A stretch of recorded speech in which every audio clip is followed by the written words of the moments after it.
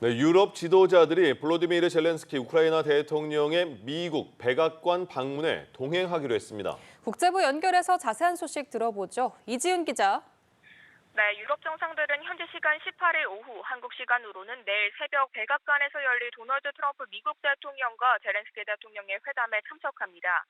영국과 프랑스, 독일, 이탈리아 정상 그리고 나토 사무총장과 트럼프 대통령과 친분이 있는 핀란드 대통령까지 회담 테이블에 앉을 예정인데요.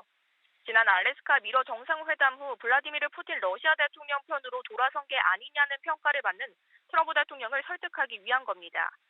우크라이나의 안보부장에 미국을 참여시키고 필요시 러시아에 대한 압력을 강화할 역량을 확보하려는 의도도 엿보입니다.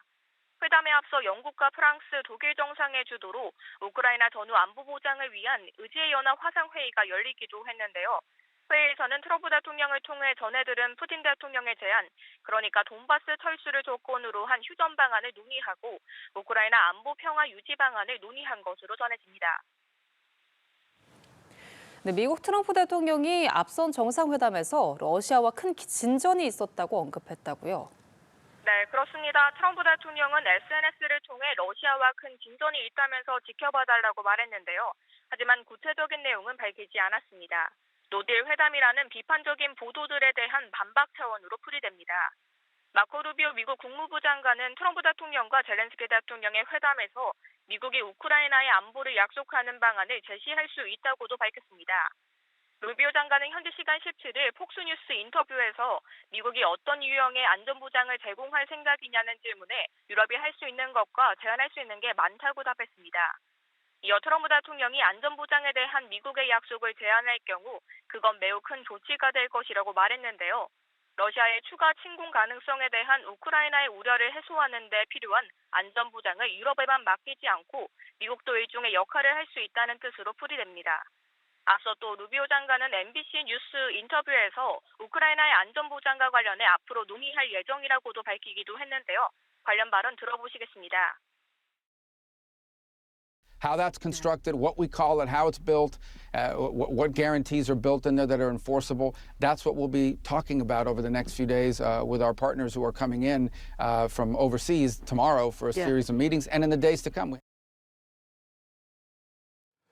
네, 이지은 기자, 이스라엘 소식도 알아보죠. 이스라엘에서 가자시티 장악에 반대하는 대규모 시위가 열렸다고요? 네, 그렇습니다. 현지 시간 17일 이스라엘에서 내각의 가자시티 장악 군사작전 방침에 반대하는 대규모 시위가 열렸습니다. 팔레스타인 무장정파 하마스에 억류된 인질가족 등 피해자들을 대표하는 10월 협의예등단체는 이날 오전 6시 29분을 기해 전국적인 총파업에 돌입했습니다. 이들은 텔아비브와 예루살렘을 잇는 일본 국도 등 주요 고속도로를 점검하고 차로 위에 타이어를 쌓은 뒤 불을 피우며 시위를 벌였는데요. 경찰은 고속도로 점거 농성을 벌이는 이들에게 물대포를 쏘며 진압을 시도했고 전국적으로 총 39명을 체포했습니다. 휴전 촉구 시위의 중심지가 된 텔아비브의 인질광장에도 많은 인파가 몰렸습니다. 시민들은 하마스의 공격에 목숨을 잃은 아이들을 상징하는 빈 유모차에 어머니는 절대 포기하지 않는다는 문구가 쓰인 팻말을 내걸고 전쟁 종식을 호소했습니다. 지금까지 국제부에서 전해드렸습니다.